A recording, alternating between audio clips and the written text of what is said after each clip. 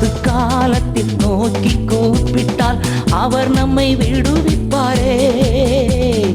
ஆபத்து காலத்தில் நோக்கி கூப்பிட்டால் அவர் நம்மை விடுவிப்பாரே. களி கூறுவோம், களி கூறுவோம், கர்த்தர் சொன்ன வாக்கு தத்தம் சொல்லி மகிழ்வோம். களி கூறுவோம், களி கூறுவோம், கவலைகள் மறந்து களி கூறுவோம். கைத்தட்டி பாடி மகிழ்ந்திருப்போம், கர்த்தர் சமூகத்தில் களி கூறுவோம். கைத்தட்டி பாடி மகிழ்ந்திருப்போம், கர்த்தர் சமூகத்தில் களி கூறுவோம்.